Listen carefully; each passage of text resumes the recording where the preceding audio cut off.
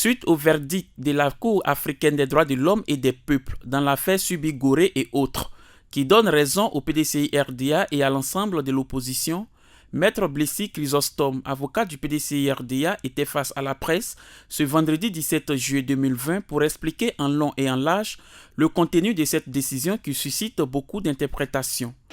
J'ai été instruit depuis Paris, pendant que j'y étais avec le président Bédier, par lui-même, d'avoir à introduire pour le compte du PDCI-RDA et des partis de l'opposition une requête auprès de la Cour d'appel, la Cour africaine des droits de l'homme et des peuples, pour faire juger de la réforme récente de la CEI, la réforme telle qu'elle était indiquée dans la loi de 2019. Nous avons introduit cette requête devant la Cour africaine des droits de l'homme et nous avons demandé en même temps, à l'occasion de la procédure qui a eu lieu, demander des mesures provisoires. Vous savez que toutes les fois que vous engagez une procédure devant ces instances internationales, vous avez la possibilité, si vous démontrez l'urgence et l'importance de la chose, de demander à cette instance-là, voici ce que je vous ai demandé, mais je pense que devant l'urgence, il est important que vous preniez une décision conservatoire pour ne pas que nous perdons nos intérêts. Or, la requête qui avait été présentée devant la Cour africaine des droits de l'homme des peuples tendait à faire dire que la Côte d'Ivoire n'avait pas respecté ses engagements sur certains points qui sont nos engagements internationaux et dont nous sommes signataires, l'État de Côte d'Ivoire, et qui conduisent à rendre la commission électorale indépendante vraiment pas indépendante et pas impartiale. Donc nous demandions à la Cour africaine des droits de l'homme d'interdire toute installation de la commission électorale jusqu'à ce qu'elle puisse dire sa décision.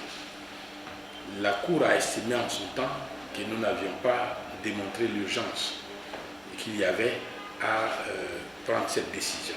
Nous en avons pris acte. Et vous vous rappelez qu'en son temps-là, les avocats de l'État de Côte d'Ivoire pavoisaient à l'occasion de nombreuses conférences qu'ils ont organisées pour dire que le PDCI venait d'être débouté concernant ces mesures provisoires.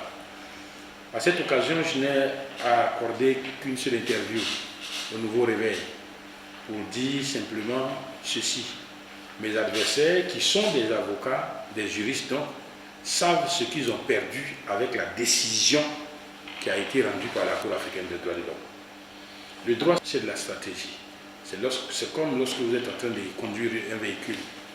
Il est sûr que vous devez être sûr de votre expertise, mais ce que vous devez anticiper aussi, c'est le comportement de l'autre véhicule qui vient vers vous. Et la stratégie que je développe toujours lorsque j'ai une affaire en cours, c'est de voir comment est-ce que va réagir l'adversaire. Ce que vous écrivez doit être fonction de ce que vous voulez anticiper sur l'adversaire. Et les avocats qui étaient là, je les connaissais presque tous. Je savais comment il fallait réagir. Avant-hier, la Cour africaine des droits de l'homme a rendu sa décision. C'est un arrêt, l'arrêt de la Cour africaine des droits de l'homme. Elle est définitive. Il n'y a pas de recours contre cette décision. Et la décision dit quoi? De positif, en dehors de tous les motifs qu'il y a. Parce qu'en droit, comme on le dit, lorsqu'il y a un juriste qui est en train de regarder une décision, son regard pour voir le sens de la décision, c'est de prendre la décision de chercher la partie qui parle de par ses motifs. C'est-à-dire, avant, le droit développe, ils ont fait ceci, ils n'ont pas fait cela, ils ont fait ceci, et puis après, il dit, bon, donc voici ma décision. Par ces motifs, par les motifs que j'ai visés plus haut, voici ce que j'ai décidé. Et la Cour africaine des droits de l'homme a décidé. La Cour africaine des droits de l'homme a dit que le déséquilibre était manifeste du point de vue des commissions locales. Vous savez que près de 98% des présidents des bureaux de vote de la commission locale sont tous du RHDP. La Cour a estimé que cela n'était pas correct et qu'il fallait reprendre, maintenant que la répartition des personnalités qui doivent composer la commission électorale a été modifiée en 2020, en 2019-2020, il fallait donc reprendre toutes ces élections. Donc la première décision qui a été prise par la Cour africaine, c'est de dire que tous les bureaux de commission locale de la CEI doivent être reprises. La Cour précise, cette ordonnance-là, j'ordonne à l'État de Côte d'Ivoire d'y procéder avant toute élection. Deuxième point, l'État de Côte d'Ivoire comprend que la Cour africaine des droits de l'homme estime que l'État de Côte d'Ivoire n'a pas pleinement répondu à ses engagements qui doivent conduire à rassurer, à donner de la confiance au public. Le public, c'est vous, c'est tous les électeurs, aussi aux acteurs et protagonistes politiques quant à son organe électoral. Cela veut dire qu'il y a des éléments à l'intérieur de l'organe électoral qui ne conduisent pas à la confiance du peuple. Et lorsque vous regardez le protocole de la CEDEAO sur la bonne gouvernance et la démocratie, ces points-là sont précisément posés là-dessus. Et la Cour africaine nous dit, parce que j'ai constaté que vous n'avez pas pu donner la confiance, notamment par ce que le processus de nomination des membres des partis, notamment de l'opposition et des organisations de la société civile, n'a pas été faite sur la base de critères préétablis, n'a pas été faite en essayant de l'engager eux-mêmes, ainsi de suite. Donc la Cour nous dit, vous devez me reprendre ce processus de désignation des représentants des partis politiques de l'opposition et des organisations de la société civile. Je voudrais vous rappeler simplement que dans cette composition de la commission centrale, de la commission électorale, on nous dit que le parti de Mme Henriette Lagou est un parti de l'opposition, représente l'opposition. Or, vous savez, il y a des pièces, nous les avons servies à Arusha. Le parti de Mme Henriette Lagou a adhéré complètement au RHDP, donc n'est pas un parti de l'opposition. D'où vient-il donc qu'elle peut valablement être représentante de l'opposition à l'intérieur de la commission centrale? C'est ce que la Cour ne dit pas expressément, mais nous dit que le processus de nomination de ces personnalités-là, du type de l'opposition, voilà. Vous vous rappelez aussi qu'on n'a jamais su d'où sortaient ces associations de la société civile qui étaient désormais représentées. Et que, à la veille de la désignation des personnalités qui devaient représenter les associations de la société civile dans la commission électorale, on a vu que l'APDH a commis des remous, de sorte même que son président a été changé. Comme on a divisé les partis politiques en son temps, on a attaqué aussi l'APDH, on a tout fait pour diviser aussi l'APDH. Donc, la décision de la Cour africaine nous dit attention, le processus que vous utilisez pour nommer les personnalités qui doivent venir au titre de l'opposition, c'est-à-dire et le parti d'opposition, pourquoi est-ce que tel parti est désigné comme parti de l'opposition? Ce n'est pas à vous de le faire, il faut des critères prédéfinis. Et une discussion de ces entités-là jusqu'à ce que ça aille à des élections entre ces entités pour que ces entités elles-mêmes puissent nominer les personnalités qui viendront les représenter dans ces organes. Si vous ne l'avez pas fait, ce n'est pas possible. Et puis alors, la Cour dit, messieurs du gouvernement de Côte d'Ivoire, je vous donne 3 mois pour pouvoir modifier, pouvoir réaménager tel que mon ordonnance le dit. C'est contraignant. Tel que mon ordonnance le dit, vous avez 3 mois pour le faire. Et quand vous le faites, dans le délai de 3 mois, vous m'en faites un rapport. À partir de ces rapports-là, je prends ce rapport et puis j'envoie à Maître Blessy, parce que c'est l'avocat qui représente Maître Subi et les autres, pour qu'il puisse, de façon contradictoire, dire que ce que vous avez dit là est vrai. C'est vrai qu'on est arrivé à ça, il y a eu tel travail. Ou alors, non, ce qui est fait n'est pas fait. Pas du tout. Les mêmes mots que vous avez visés sont encore là. Vous comprenez? Alors, la Cour africaine dira, oui, l'État de Côte d'Ivoire a modifié, a fait les réaménagements tels que je lui ai ordonné dans la décision. Alors, il peut y avoir des élections. Parce que les 2 ordonnances qui ont été données par la Cour africaine des droits de l'homme disent clairement, avant toute élection. Donc, si les réaménagements ne sont pas faits à sa satisfaction, il ne peut pas avoir d'élection. Et la Cour africaine nous dit, si cela me vient et que dans les 3 mois, j'ai estimé que vous n'avez pas à suffisance fait les aménagements qu'il faut, chaque 6 mois, vous devez m'en donner rapport encore pour que j'apprécie l'évolution de vos discussions. Voici la décision que la Cour africaine des droits de l'homme a rendue. La Cour africaine n'a pas débouté le PDCI d'ailleurs dans le corps même entier de l'arrêt que nous avons eu, qui fait à peu près 75 pages et qui a été notifié à l'État de Côte d'Ivoire hier. Il n'y a jamais eu le mot débouté. Il n'y en a jamais eu. Il en a débouté, ça n'existe pas. Nos adversaires ont pris quelques phrases dans les motifs pour dire, voici, ils ont débouté. Mais vous savez, il y a certaines choses sur lesquelles on ne doit pas mentir. On ne ment que lorsque la chose ne peut pas être vérifiée dans les 15 ans, 30 ans. Ou bien on n'a pas accès aux documents pour vérifier que c'est vrai ou faux. Le droit, ce n'est pas une science comme les mathématiques, mais à tout le moins, ceux qui ont été formés savent comment on apprécie une décision. Et puis d'ailleurs, on interprète une décision seulement lorsqu'elle est obscure.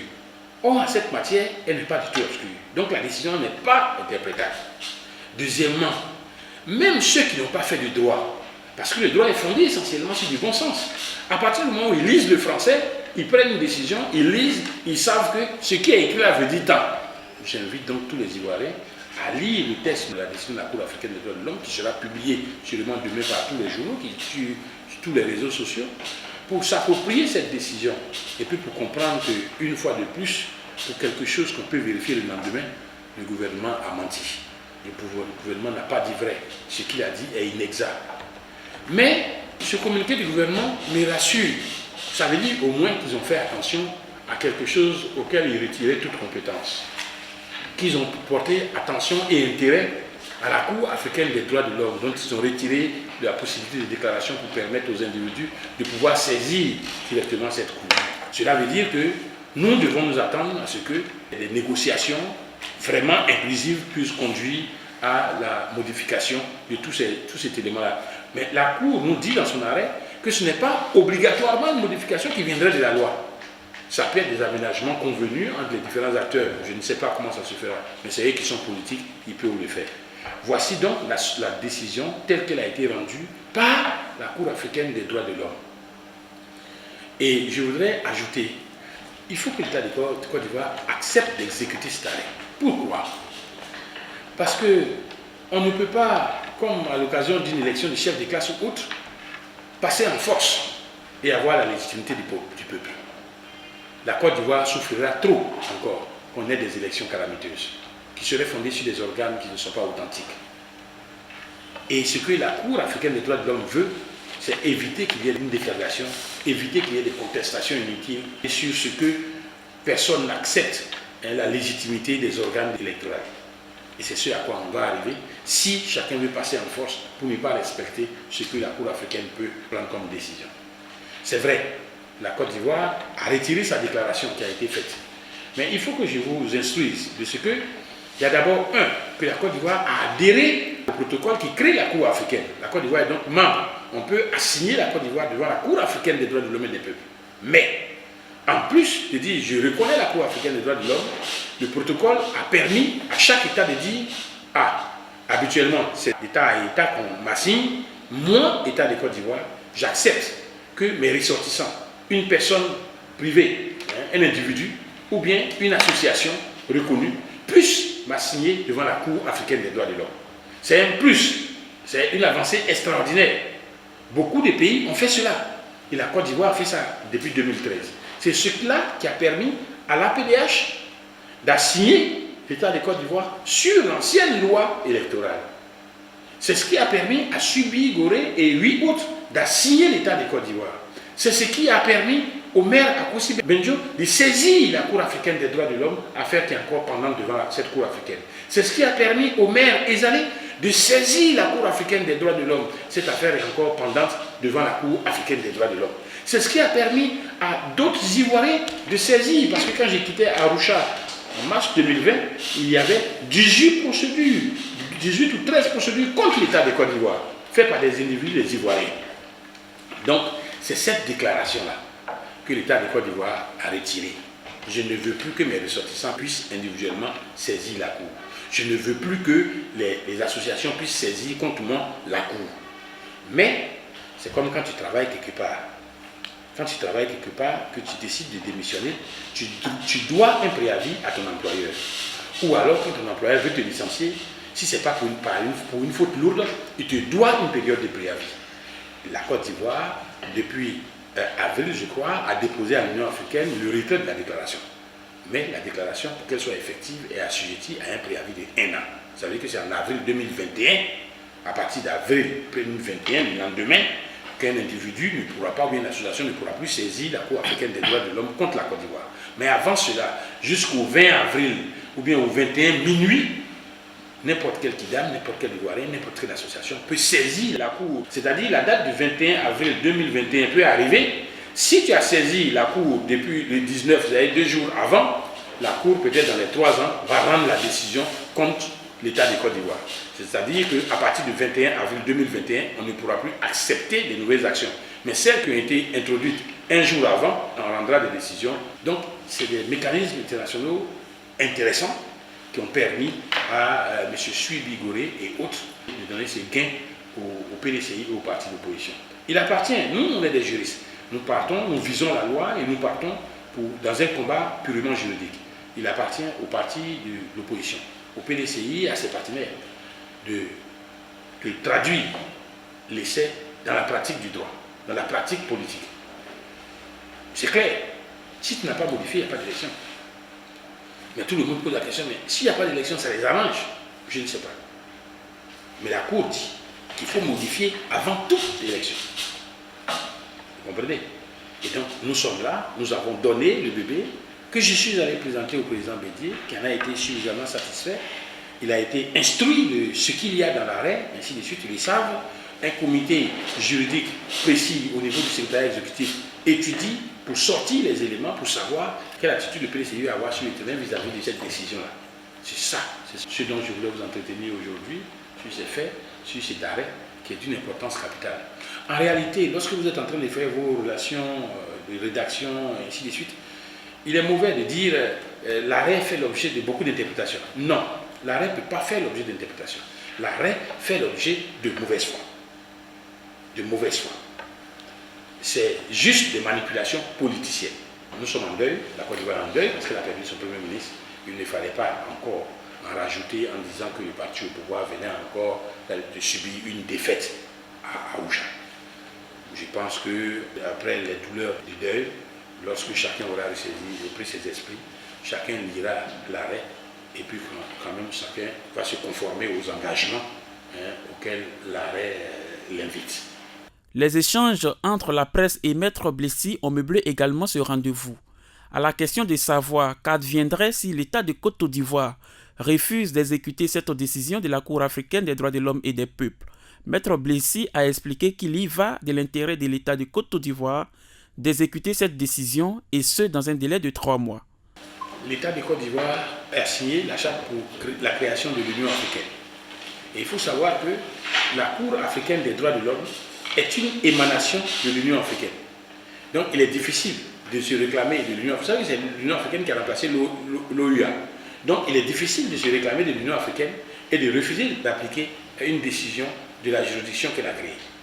Deuxièmement, l'État de Côte d'Ivoire est signataire du protocole qui crée la Cour africaine des droits de l'homme. Or, dans le protocole, le pacte qui crée la Cour africaine des droits de l'homme, l'État de Côte d'Ivoire s'est engagé à exécuter ces décisions. Troisièmement, nous sommes en matière politique. Et si en matière politique, ce qui compte, c'est la légitimité. Si vous voulez que ce soit légitime, il faudrait que ça s'appuie sur la réalité. Donc la réalité vous dit, ce que vous avez qui va juger de vos élections n'est pas encore bon pour que vous soyez vraiment légitime si vous êtes élu. Donc je pense qu'il appartient à l'État de Côte d'Ivoire de respecter cet engagement, de respecter ces engagements qu'il a pris en exécutant la décision. Je pense qu'elle ne peut pas ne pas exécuter la décision. Dans l'appréciation de l'opportunité politique, l'État de Côte d'Ivoire ne peut pas ne pas exécuter la décision. Elle ne peut pas ne pas exécuter. C'est l'organe électoral. Ce n'est pas la décision de l'individu, ainsi de suite. Non. C'est la communauté africaine internationale qui vous regarde. La Cour africaine des droits de l'homme, ce n'est pas n'importe quel tribunal. C'est des juges qui jouissent d'une probité à toute épreuve. À toute épreuve. Je suis allé là-bas 2 ans, 2 fois des formations. J'ai été formé là-bas, ainsi de suite. Je n'ai jamais pu. C'est quelque chose d'extraordinaire de retrouver en Afrique des juges qui sont d'une telle probité et d'une telle authenticité. Donc la Côte d'Ivoire sera bien obligée d'exécuter cette décision. Et il appartient à l'opposition aussi de faire en sorte, à nous tous, de faire en sorte que la Côte d'Ivoire exécute cette décision-là. L'État de Côte d'Ivoire s'expose-t-il à des sanctions?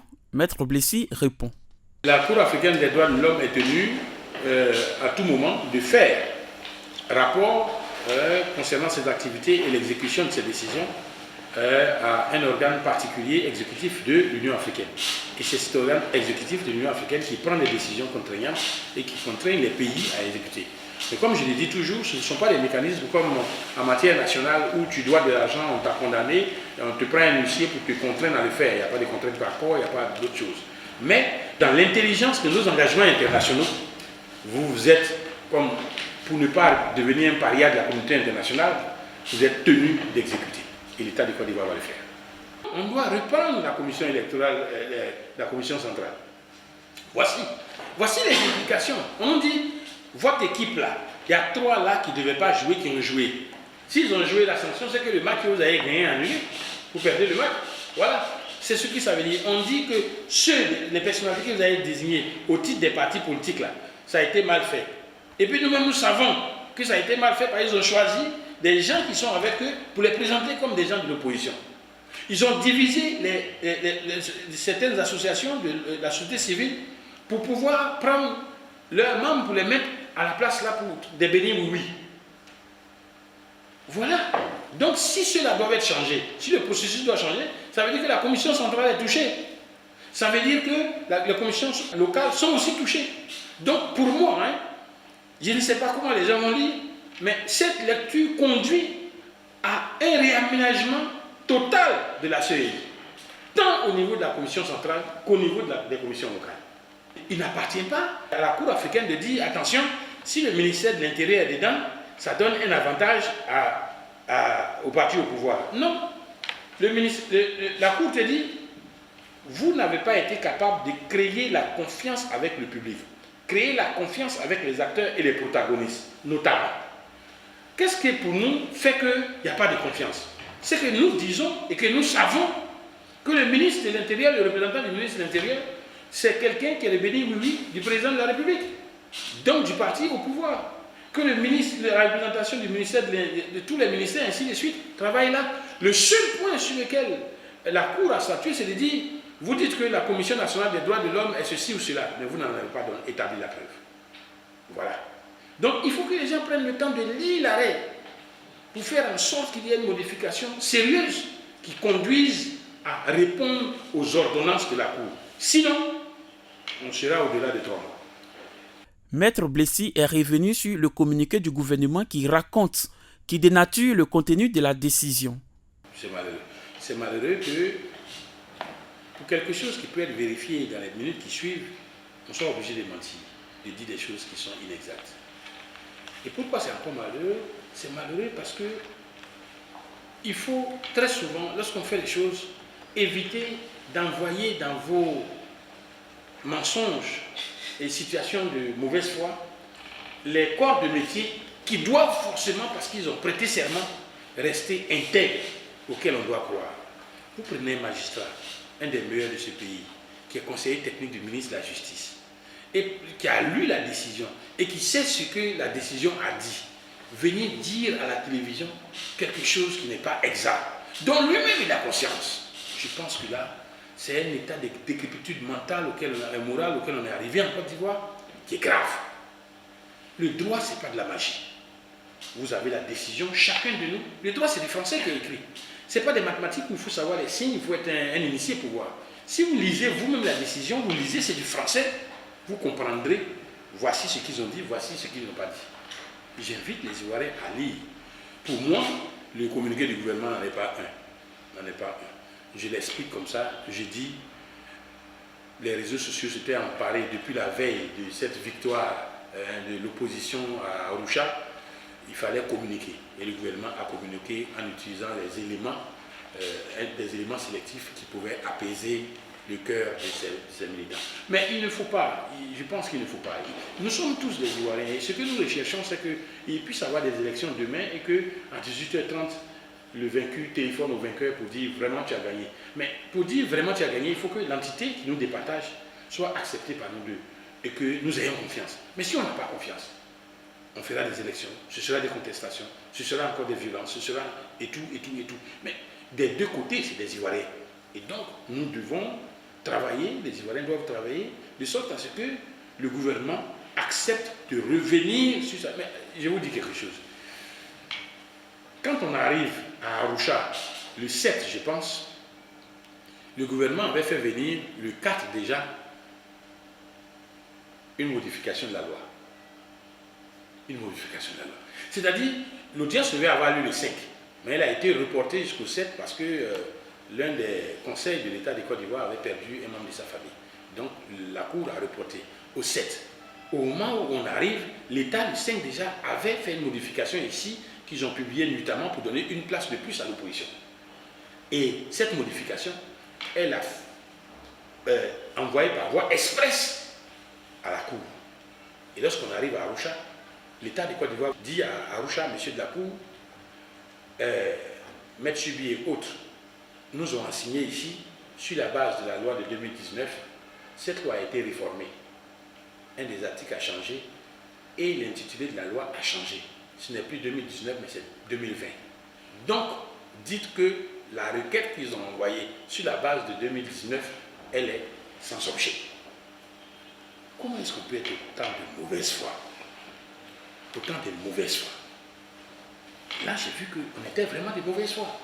Et ce que vous ne savez pas, c'est que il y a le reste qui est passé à la télé, on a plaidé, c'était en direct. Mais avant qu'il y ait l'audience publique, la Cour a reçu les représentants des partis. J'étais Mohamed Messi avec Maître Subi. L'État du Côte d'Ivoire, il y avait Maître Samassi et le président Zénion Delbé. Et la Cour africaine des droits de l'homme. Dans les compétences de la Cour peut, quand elle est saisie d'une affaire, demander au parti, est-ce que si on retient notre compétence, vous acceptez qu'on ne parte pas au contentieux, mais que nous on se pose en négociateur entre vous pour arriver à une solution qui sera acceptée par vous deux, sur la base des règles du droit international. Moi j'ai dit, mais il n'y a pas de problème, il n'y a vraiment pas de problème, c'est sur la base des règles du droit international que vous devez en juger, il n'y a pas de problème. Par 3 fois l'État de Côte d'Ivoire a refusé de négocier, de laisser la Cour être au milieu pour fixer des règles pour qu'on puisse avoir une commission électorale qui soit authentique. Je me suis donc rendu compte qu'en réalité, l'enjeu n'était pas la Côte d'Ivoire. L'enjeu était forcément de gagner même s'il faut marcher sur des électeurs, même s'il faut marcher sur les valeurs qui existent et que la Côte d'Ivoire a signées. Ça, c'était grave. Vous savez, même tous ceux qui sont partis, nous sommes tous des amis, les avocats. Nous sommes tous des amis. On échange, nous parlons. Il n'y a pas de bons avocats, il n'y a pas de mauvais avocats. Il y a des bons dossiers et des mauvais dossiers. Je me retrouvais du côté à défendre l'État de Côte d'Ivoire que j'aurais été le mauvais avocat parce que j'aurais perdu. Parce que la cause n'était pas défendable. La loi telle qu'elle était faite ne permettait pas de dire que la commission électorale était vraiment indépendante ou impartiale. Je souhaite simplement que la sagesse puisse gagner tout le monde pour que la tension qui est palpable puisse retomber quand on sait qu'en face de nous avons des pères qui sont au gouvernement, des pères qui sont dans l'opposition et qui acceptent de revenir à des normes équitables au niveau de la commission électorale pour qu'on aille à des élections apaisées. En tout cas, ça c'est mon vœu. C'est vraiment mon vœu. Relativement à une préoccupation sur une éventuelle non-exécution de l'État de Côte d'Ivoire dans le délai imparti, Maître Blessis s'est voulu très clair. Les modifications doivent intervenir avant toute élection. Il appartient aussi au PDCI-RDA et ses alliés de contraindre l'État de Côte d'Ivoire d'appliquer cette décision, a fait savoir le conférencier. La Cour a dit qu'il faut que dans les 3 mois, vous exécutez notre ordonnance, donc les modifications doivent intervenir avant toute élection.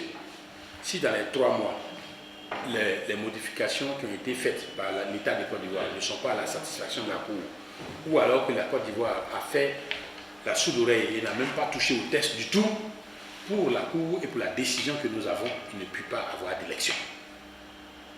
Il ne peut pas avoir d'élection. Maintenant, que vous me disiez que le gouvernement de Côte d'Ivoire dise « je m'en fous de cette décision et j'organise les élections », il appartient à l'opposition et à la Côte d'Ivoire d'en juger. Mais quand tu es président de la République de Côte d'Ivoire, il faut que tu sois le président accepté par tout le monde. Il faut que tu sois le président légitime. Il faut que tout le monde, la communauté internationale, te regarde comme quelqu'un qui a gagné correctement. Et ce correctement-là, c'est ce qu'on recherche. C'est ce que la Cour recherchait. Et la Cour dit que pour donner juste les petites conditions pour arriver à ça, voici les 2 élections. Mais regardez l'arrêt. L'arrêt dit, les récréants, vous n'avez pas démontré ça. Vous n'avez pas établi ceci. Vous n'avez pas établi ça. Le déséquilibre n'est pas aussi manifeste que vous le dites. Ainsi de suite. Mais je retiens 2 choses. Vous avez, sur 100 bureaux de commission électorale, vous avez 98. Non. Or, c'était sur l'ancienne loi. Maintenant qu'il y a une nouvelle loi, reprenez totalement ça. Deuxièmement, vous avez dit qu'il a parti d'opposition, alors que tout le monde sait que vous n'avez pas établi la confiance. Donc, parce que vous n'avez pas établi la confiance, non seulement dans les choix des associations non gouvernementales, de la société civile, mais aussi dans les partis d'opposition, il faut reprendre le processus de nomination de ces personnes-là. Mais en reprenant le processus de nomination, on touche à la commission centrale. Cela veut dire qu'au niveau local, comme au niveau central, la CEI doit être complètement réformée.